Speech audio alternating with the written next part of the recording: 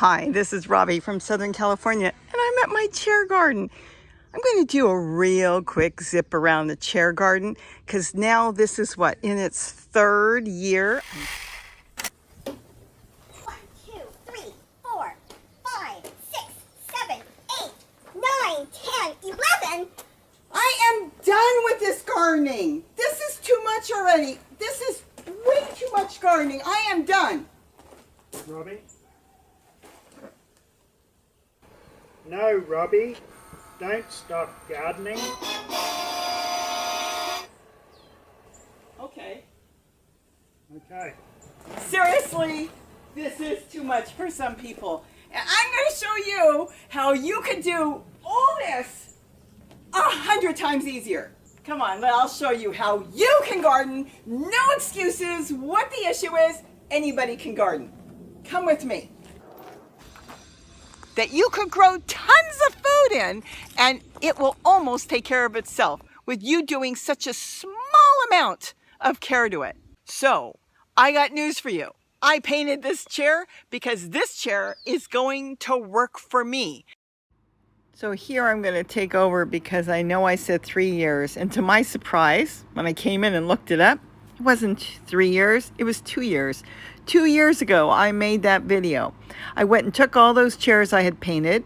The only chair that was newly painted was that green one. The rest of them were from parties, and they were painted like 10 years earlier with the tester paint. I decided to put a whole bunch of those colored chairs together and start putting my totes on that I was buying at Walmart for like $5, $6.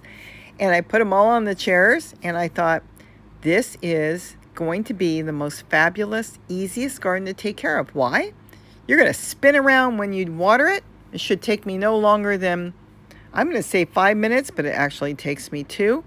Easy to maintain, all in a circle, and boy, oh boy, one of the greatest gardens you could ever build. No joke. So I shared it back then. It is still going strong 2 years later, which is now in its third growing season, because the first year I planted everything and it grew. The second year, which was last year, I planted everything and it grew. And now, though we're in our third season, it is only 2 years old, and it doesn't cost that much compared to what you can pay for on raised beds. It was real cheap. And you have each tote, which is an individual raised bed. So you can start one at a time. You can start them all. You can take them apart if it's not going the way you want. Unlike a raised bed you buy that's 6 feet long. Let's get into it. First of all, I didn't even know that this #1 tote here has got, well, look, there's a new watermelon there too. But you know what? I've got watermelon inside. I've got a huge one here. I've got the tool here. Look at that. This thing is big. It's so heavy I haven't even been able to lift it. Well, with one hand and without damaging it. So let's see what. Got more flowers. Look at the size of this thing. And then I've got another one on the other side. Look at that. I am so excited. So I've got the tomato stakes here. I'm using the irrigation tubing just as corners on this one, see? And then I wrapped it with tulle. I'm kind of doing it different ways because now I'm using the irrigation tubing even differently than that. It was like my second or third build.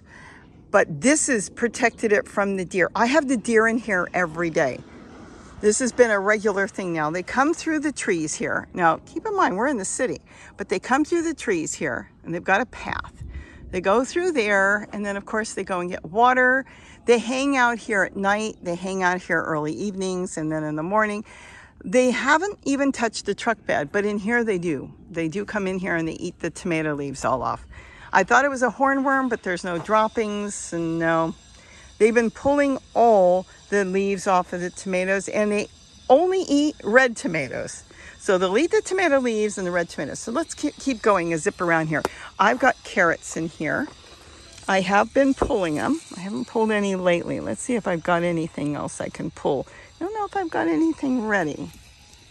Let's see if we can pull one out. Oh, no, I should have done it differently. Let me see. I'm going to get my hands all muddy. No, I'm going to have to do it differently. I broke the top off. Let me throw that in there.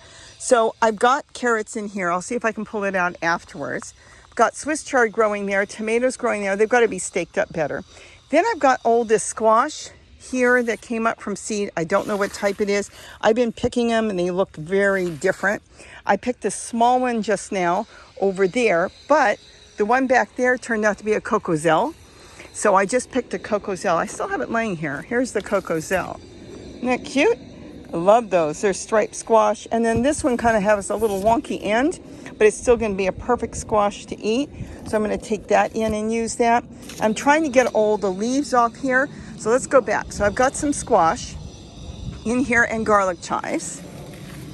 And there is too much in there. I should have only really one squash plant, one in there. And I am going to change some of this up as the season starts to change. In there, I've got a whole bed, as you can see in there, of walking onions. I go around, stick the babies in there, and it's loaded. And now I've got squash growing in there too. More garlic chives. You saw the cocozelle in here. Now in here, I had tomatoes. They died back, so I've been trimming them out.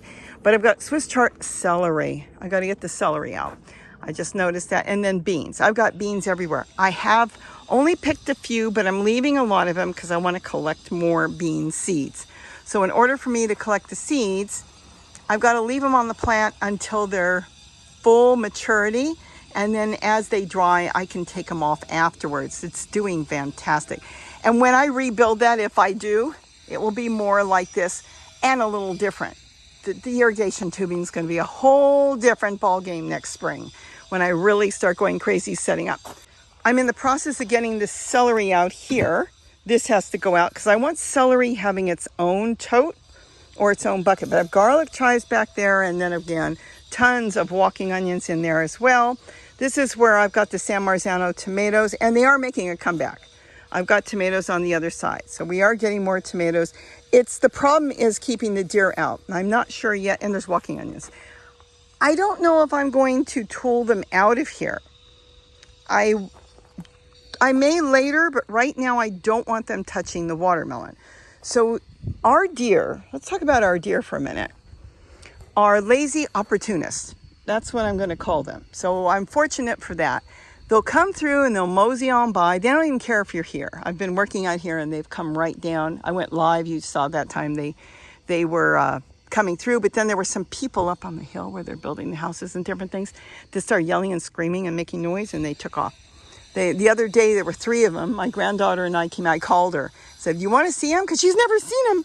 And she came running out. She said, I said there was 1. And she said, "Grandma, there's 3. I didn't even notice there were 3 of them here. I think it's a herd of 7. But anyways, going back to this, if I cover everything, then I don't know what they'll do. Like I was saying, our deer are lazy opportunists. I love that. That's a really good term for them. They come through and they forage on stuff that's easy. So they like the trees there, they forage on the bottom leaves and they walk over. They're not real big on squash leaves, which is kind of amazing. Everything else eats squash leaves. The birds eat squash leaves. Even the rabbits eat squash leaves. But they haven't discovered it yet. Hopefully they won't. But they have discovered tomatoes. Why they're eating tomatoes, it's more of a toxic plant. The leaves, I don't know. There might be a reason. I don't know. Animals sometimes eat something just because it may do something for their body. Let's say the monarch butterflies. They'll go and eat and feed on the tropical milkweed. I've been doing a lot of research on them, which is very interesting, when that's a whole nother topic. And they found out that the tropical milkweed is highly toxic, but not to them. It's a parasite they carry. So they will seek out and bypass a lot of the native milkweed to find the tropical milkweed, because when they ingest that, it gets rid of their parasites. Isn't that interesting? Whether it's on their caterpillars or whether it's on them. It's very, very interesting. Same reason why a coyote or a deer may roll in a big bush of rosemary. They could possibly get rid of fleas and ticks. So the animals do different things. So why they're chewing on tomato plants all of a sudden, what it's doing for them, I don't know. So that's basically it. And here's another, that's a yellow squash, and I have gotten squash off of that. And this is just a bucket here, and I'm starting to throw more walking onions. There's garlic chives there. This is an old watermelon plant that threw one tiny watermelon, which I picked the other day. And I mean, it was tiny. It was good, but it was tiny. And I'm going to see if it will come back on its own. And this, I believe, now this is the way I like building this stuff. I'm probably going to put a watermelon or two in here. Hopefully it's not too late. It is getting a little bit of shade here because watermelon loves a lot of sun, but that one's doing really good. I have grown watermelon in here before. So I think I'm just going to go ahead and try it. And you know what? It doesn't work out. I put something else in there. Or I'll layer. I can put a pitcher in here and feed it very heavily, which I think I will put a pitcher in the corner. You know my pitcher. I love my pitcher. That's like, to me, the greatest invention I came out with. It's so easy. I mean, yeah, you could drop PVC tubes in there and make holes. And this is so easy. A pitcher, go watch the video. Holes, stuff leaves as you're going through and drop it in there and you're feeding your plants. And then if you want, you can go ahead and pull it out later. It'll be full of earthworms and you can move them somewhere else. And if it's not earthworms, it could be microbes and everything else that your plants need. So I thought I'd give you a spin on there. Let's see, one other thing. These chairs are probably, most of them, I'm going to say now, 22 to 23 years old, except for the dark blue one straight in the back. That one's like 30. It's probably over 30. Because, no, let's just say 30 years old on the dark blue one, and the rest of them. These were my daughter's, most of these, years ago when my granddaughter was a baby. She was having a party and she bought a whole bunch of them. And then she didn't want them one day and she called me and I went and picked them up. I painted them. Well, some of them I painted about 15 years ago and they're still holding the paint. Isn't that amazing? With that tester paint I get from Home Depot. And I haven't painted them since, only the one painting job on here. And with this one, this is not like my rainbow garden. I went with the gray totes because they had them for like $4 and $5 at Walmart when I started this. And now they're about $7, but keep an eye out because I've seen them reduce them off and on to $5 and $6. Kind of, they have their moments. So this has done fantastic. And for all of you that said, oh, it's going to fall in a matter of months, I have not touched it. I have not moved it. The only damage is that tote has some damage on the front. Mainly my fault for bumping into it, as well as I've left it empty a little bit. You don't leave totes empty. If you keep things in it, the water that's in the soil will keep the totes fresh. Let's put it that way. Kind of like your skin. You don't want to go lay out in the sun with nothing on it. Well, that's the way the totes are. Just that little bit of soil in there, keeping it watered, even if you're not growing anything, keeps the totes going. So I hope you enjoyed this little spin on my chair garden, which I'm still working on. I will get the watermelon hopefully in today. It's just little seedlings I started. And maybe we'll get more watermelon in there, but I am so jazzed I got those too. So we'll let the deer chew on that. And then we'll see from there what happens. I got to get some more things planted on the bottom. But right now I'm collecting leaves and branches and stuff off of this stuff. The leaves go in one bucket. The branches, the harder part, goes in another bucket because I can crush. See, here's the leaves. I can dry the leaves and I can make a top mulch out of leaves, and then the heavier stuff can go underneath in the totes. So I hope I gave you a fun little spin around my chair garden that I love so much. So easy to stand there and not have to bend over, and then you can easily tool it. You can protect it. I don't have any squirrels in here. I have no rabbits in here. The only thing occasionally that might come in here is a bird, but they're usually looking for caterpillars, so this has worked out really good. I love my chair garden. Isn't this fun? With that, have a wonderful day. And don't forget to eat what you grow. I'm so excited. Oh, the bee's got to find his way out. He will. Isn't that fun?